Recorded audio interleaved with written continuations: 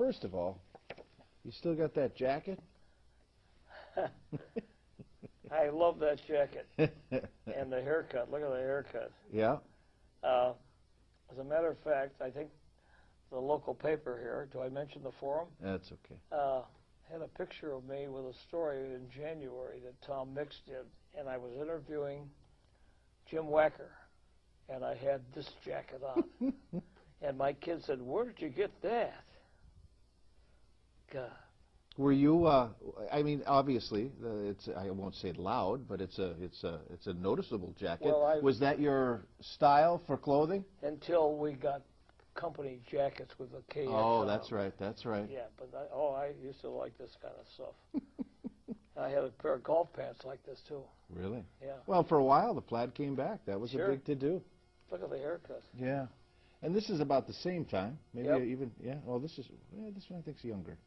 But anyway, yeah, you had that, almost that Roger Maris kind of haircut. When I was my daughter was 16 years old, I went to her and I said, "What do you want for your birthday, honey?" She said, "Let your hair grow, Dad." And the rest of the kids said, "Oh, yeah, come on, it's time." And then I went to West Acres. They had a thing, and an old guy came up. He said, "I don't watch you on television anymore." I said, "Why not?" "Because you let your hair grow like those other guys." Oh my! And did you have that as a kid, or was that was the way you wore your hair all the time? Oh, sure, those days, and I thought I was an athlete, so all the athletes cut their hair, and so did I. I think my dad called it a hiney. Yeah, hiney, a crew cut. Yeah. All right, so here, tell me about this. That's the guy from Green Acres. Sure. What was he? What the heck was his name? He was a star. Yeah, and he must have came out. I wonder if that's not the West Acres. Yes, it is. That was your studio. What was the West Acres studio about? Well, it was the owner of the company, John Bowler, decided that that's where he wanted to get some exposure. Mm-hmm. So he put this feature in, and nobody else in the rest of the TV was, "What are you doing?" You know. And they thought, well, it's a good exposure, and we did business out of there, and you know. Was there a program that was actually broadcast out of Well, we did the late Sally Hillebo and I did a show together out there every afternoon. And the people would come in and sit down and watch, and it was a conversation piece. Mm-hmm. It was. And we interviewed Gregory Peck, I remember, came in. Wow. And he walked in and looked at her and said, "Hi, I'm Greg Peck." He looked at me and said, "Who are you?" I said, "Never mind." But it was a good program, and at that time, West Acres growing, an opportunity sure. for the television station to bond with the audience. It was the biggest thing in the Fargo-Moorhead area at that time, I thought, the West Acres. It was great. But it was also a drag because I had to go over there every afternoon. How was talk show? How did you like the talk show business? Of course, you did that in Minot as well. I did one across the street from the studio with a big Bertha. We had one camera. And we shot across the street, and I think it was at noon, and we did it for the boss's office. And there was a gal in a dry cleaning place, a very shapely lady, and she'd walk by every day just to give us a little class. Nice. Speedy Ross, and the Wagon-Masters. Speedy wound up marrying my mom. Really? Yes. They were married for many, many years. Speedy was a good guy. And Dusty Rhodes. Dusty Rivers? Rivers. Dusty Rivers. Johnny Ralston, and I don't know all of them. When I first came to Minot in those days, they were the biggest thing in the state. And they performed. And Speedy used to not quite understand why I did the sports. But he was a great guy. He was, and he's missed, and he was very talented, and they were big time. They had he could run a show. He could definitely run a show. The Wagon Masters. Holy mackerel, you're bringing back memories there, Michael. What was this? It says I think it's the Unpredictables in the back. Was that a show too, or what was that? I did a show every afternoon called The Unpredictables. We didn't know what to call it, and because I was unpredictable. And as a matter of fact, I played the drums. We had a drummer. And the union called me and said, "Get that guy off. He's not union." Oh, my. I'm a musician. And there's another Jim that was also co-anchor with me. I can't think of his last name. But he was goofy. And I was too at that time. It was just kind of an Afternoon fun. Looks like Yeah. you're talking to a couple of princesses here. Yeah. State Dairy Princess and the American Dairy Princess. That was real beginning television. Yeah. I mean, we didn't know what to do. We had people come in and talk, and we worked against another competitor's party line Oh, okay. with Vernon Newell and Boyd Christensen. Yeah. And so we did the best we could. It was kind of fun. You know, but as I look back to that, I think of television in those early days. I mean, you folks worked, but you also had to have personality. You had to have wit. You had to have it all in order to make that show, for whatever it was. It was a happening, and it was all about conversation. And That's right. And they, you know, of course, there was Jack Parr, all the beginning to Tonight Show and that kind of thing. But we did the best we could, and it was kind of fun. And it was all ad lib. And when we get the guests on, the Dairy Princess or whatever, you know. well, these are a couple of cameras, but that's got to bring back when you used to do all the programs. I wonder if that isn't Ed Fitzgerald. That is Ed That's Fitzgerald. Eddie. That's Eddie. Yeah, I mean, I started with old black and white Dumont cameras. Dumont. You're not No, old enough to I remember don't. that. And we did some basketball out of Valley City one time, live, because we had a Valley City station at that time, and nothing was working. All things were blinking. And I went to the chief engineer. His name was Jerry Desotel. I said, "What's going on?" "Get out of here, leave me alone. Nothing's working. We'll be lucky to get on the air." So I came back in 15 minutes. And he said, "I think I fixed it. Wait a minute. Uh-oh." And he kicked the equipment with his foot, and everything locked in. wow. He said, "You're on the air in 10 minutes. As you look back over the years in your years of television, what happened on those sports broadcasts must be just a jewel in your crown. I mean, the things that you guys accomplished in not only just broadcasting, but telling kids stories and the talents that we had in North Dakota. Oh, sure. And there's so many good things happen and so many bad things happened, like the Valley City thing. But it was, and we worked for a guy who said, "Go ahead and do it, and don't worry about what's happening." I remember one time, the competition put a story in the local paper, Fargo Forum, that said, "Watch Channel 6 this fall for live local color." So the next day, or maybe 2 days later, I came into work and there was a color camera in our studio. And that night, we pulled all the lights in the studio on the news set, and we did a news show in color. And the boss called the forum, put a story in, "Why wait till this fall? Watch color television on Channel 4 now." Nice, very Those nice. kind of things. Yep. And the cameras and all that, and the live broadcasts. My favorite story, in 1956 or something, I had to deal with a telephone company. Nobody had microwave. What was a microwave? So I said, "What do you think?" He said, "I'll tell you, I'll give you a deal, and you can do a basketball game from Moorhead State, Wahpeton against Moorhead State, Wahpeton Science." I said, "Okay." So he told the big boss. He said, "Go ahead, do it, but sell it." So the sales manager comes to me about a day and a half before the game, says, "Every sponsor canceled." I said, "What?" "Yeah, you better cancel the game." I said, "I'm not going to do that." The big boss got out of town. We televised the game, and I held up a card. "If you like this game, send us a card." Well, the boss came back the next day, and he was screaming, "How could you do that?" And I said, "Well, hopefully we'll get some mail." 5,000 letters came in 2 days, and I dumped the mail sacks in his office. And so we did about 4 or 5 more. And it probably proved to every advertiser that maybe he might want to jump on board. Oh, yeah, we sold the second He or one. she, you we darn sold right. all the rest of them. See, I wanted to grab a picture, and here's another one of that's the studio out at West Acres. Yeah. That's pretty good. But here's another one. Was this another show that you guys did, Merry-Go-Round? Because I see Jim Rohn, Oh, God love him. Yeah, was Merry-Go-Round another show that you did, or what? I have no idea. I don't remember that at all. Because it looks like, but how was it like back in the days with guys like Roan? He had a great voice.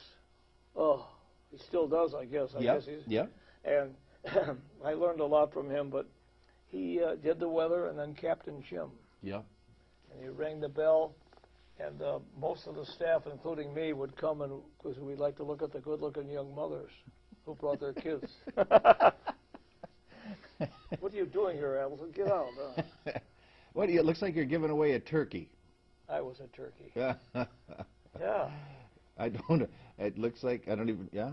Must have been some sort of a promotion, some sort of a. We did a lot of that. Yep. It was very tough. The television competition was there were just 2 stations at one time, and then the third one went on, and we had a piece of that. So Channel 11. So I was doing 2 sports shows a night. Oh my! One on 4, one on 11. I didn't know that. Yeah, that was way back when. Who do we have here? Oh, there's Mr. Bowler himself right there. He was. I can say nothing but good things about him.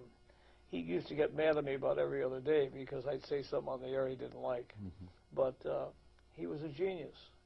And well, one time, we were doing the Class A tournaments, but only from Grand Forks.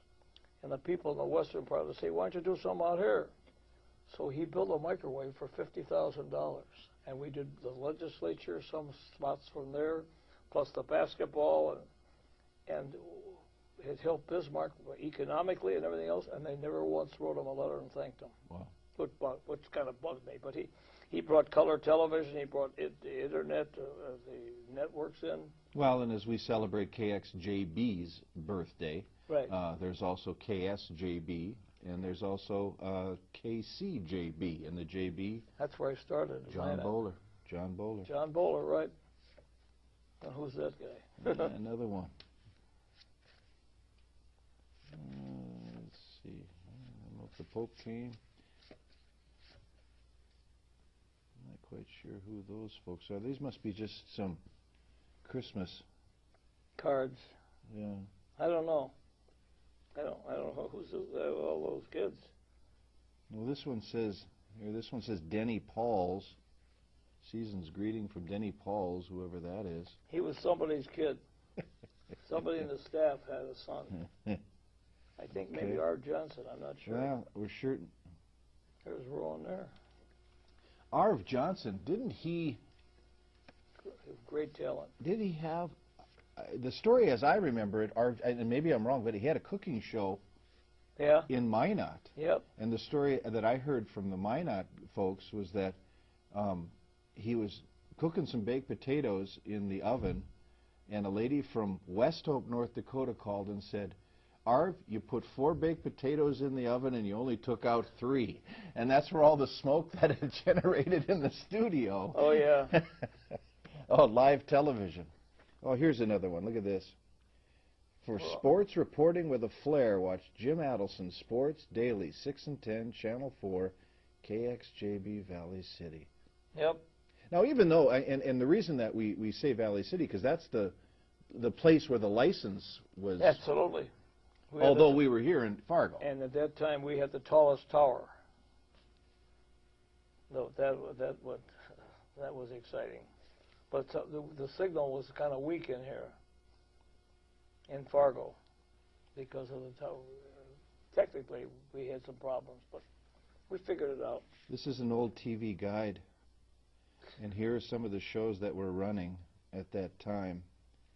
Peter Gunn, Highway Patrol, Jack Parr, The Mayor's Report, whatever that is. I have no idea. Pete and Gladys, Jack Parr, Wrestling.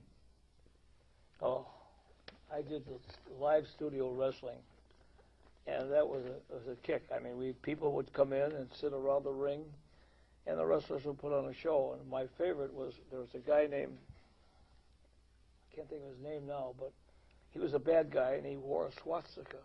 Okay. And I'm trying to think of what we called him. But anyway, and he was always the bad guy. So we got some booze, and I was in the ring with him. And at about a couple of months later, my boss gets a letter from Vern Gagne, who was running the show. Great guy. And how can you let Jim Adelson, a Jewish boy, stand in the lot in the ring with that terrible Nazi-looking guy? Oh my! So the boss calls me, and I said, "Well, I don't know. I'll call." So I called the office and got Vern's buddy, his assistant, and he started laughing. I said, "What's so funny about this? The boss is madder than hell, you know." He said, "You know what the guy's name is really? Jerry Goldberg. He's one of your boys." I said, "Huh?" So I went and talked to the boss. He said, "Oh, forget it." And then Jerry showed up the next week. He said, "Hi, partner." I said, "Hi, partner." We hugged, and that was the end of it. Western Theater.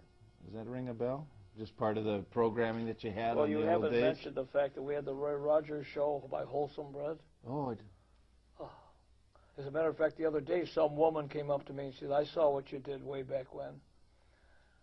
It's a great story, and we auditioned for who was going to do the commercials on the Roy Syndicate. Followed the Toast of the Town, okay. the biggest show on television. So I had to hold a loaf of bread on the tips of my fingers, and I was dressed in a cowboy outfit. So it went okay for a couple of weeks, and then the third week, I did the commercial.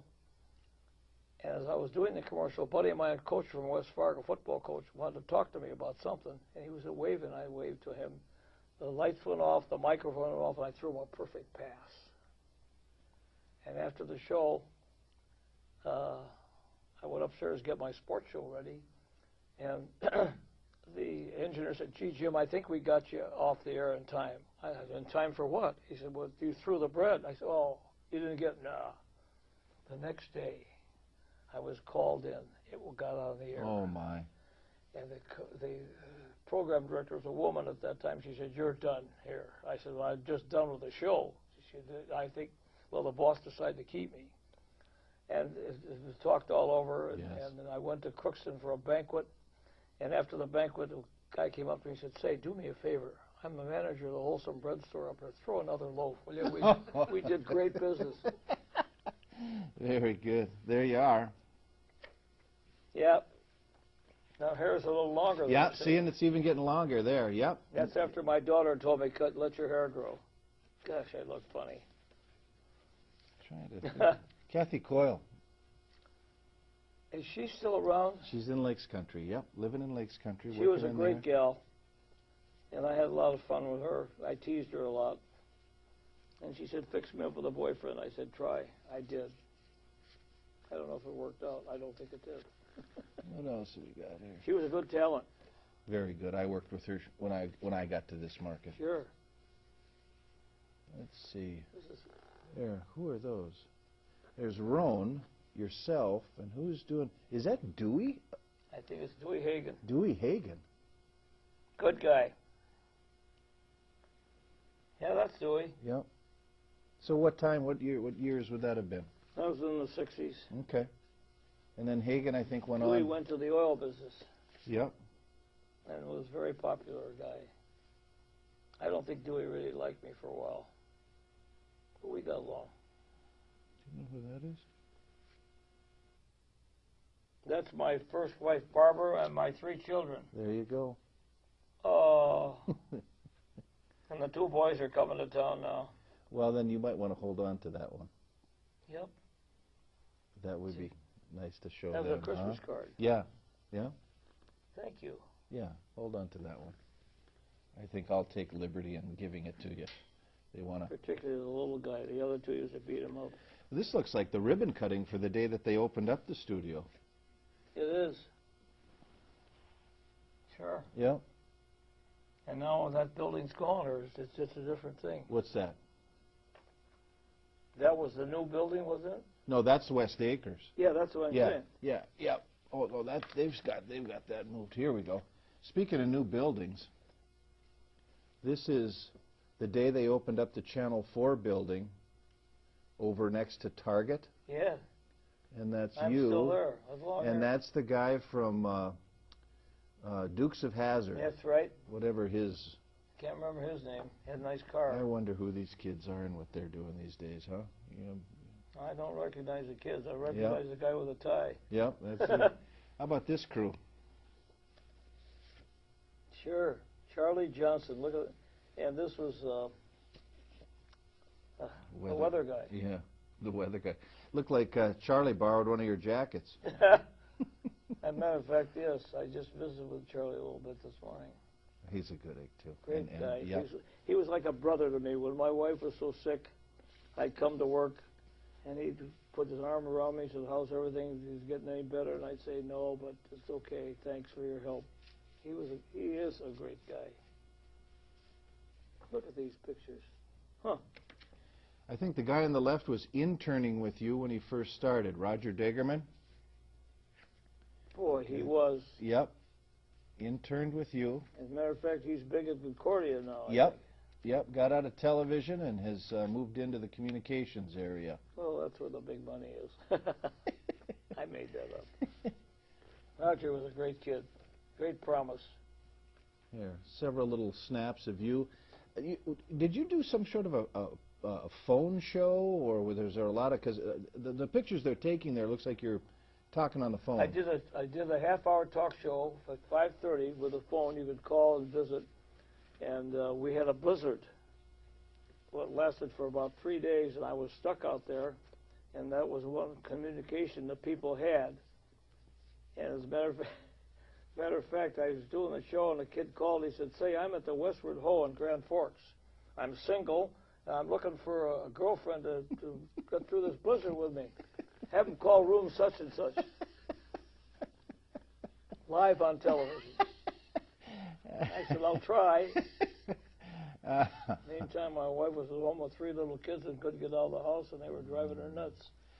FM Twins Baseball tonight, KXGO Radio 790, sponsored by the Rex Cafe.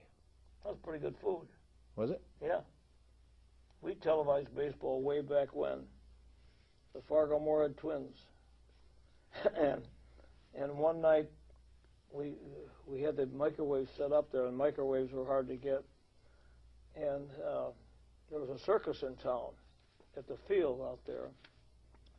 So we put our cameras on the circus because there was no ball game. Team was out of town. And the next thing I know, the cops showed up. The owner didn't give us permission to televise the circus. So we had to go out here, run a movie. Cue the movie. Yeah. This looks like Captain Jim. That What must a have been show that must have been a pretty big Yeah, show. it was a sink knot, right? Jim Rowan did a marvelous job with that. It looks like he had a can of spinach. That must have been where his mail came from. And we got a studio audience for that show, too. All the mothers, I said before. Yeah. Does it seem like 60 years ago No. when KXJB launched? No, and I was in Minot at the time. And the big boss wanted to get some experienced people. We've been on the air for 2 years. We were the first station in North Dakota to go on television. Mm-hmm. In 1952 or 53, I think 52. And that was an experience up there, too. But he wanted some personnel who had been in the fighting wars. We had no competition up in Minot in television. So he shipped Arv Johnson, Hal Kennedy, and me down to Fargo. And my wife said to me, "We're going to Fargo? What's that like?" I said, "It's bigger than Minot." It was an experience. It was great. It was a lot of pioneering. Well, yeah. I did a baseball game with one camera. We were doing the Minot Mallards, and the President Eisenhower was in town, staying at the Clarence Parker. So I remember Big Mouth. "Well, Mr. President, I hope you're watching the game." He wasn't. Nice. Those are great memories. They are. Final question here, and Sure. this has got nothing to do with photos. Okay. Television today versus television when you were involved in it. Better? What's good about it? What do you feel is lacking? You know what I'm saying? Compare it. I feel at this point, I feel there are too many commentaries. The cable with all the people talking, and the news was CBS, ABC, and NBC all had shows. That was it. I think there's too much conversation. Technically, we are in a great age as far as television is concerned. All the things you can do. We had the first videotape machine in this market, big Ampex in a bus, and the tape was about this big. And now everything is so digital. I'm lost. I'm out of touch with everything. But I think television is a wonderful thing. I live alone, and it's like a friend. Every morning I turn it on, and every night I turn it off, and it's on all day. I think it's a wonderful thing, and if you live alone, it's great. But I think the technical part and what they can do from Europe, cover wars, unfortunately, it's a marvelous thing, and I'm delighted to one time been a part of it. We're delighted you've been a part of it, too. Thanks, Michael. It's good to see you. Thanks for sharing. My pleasure. Good to see you.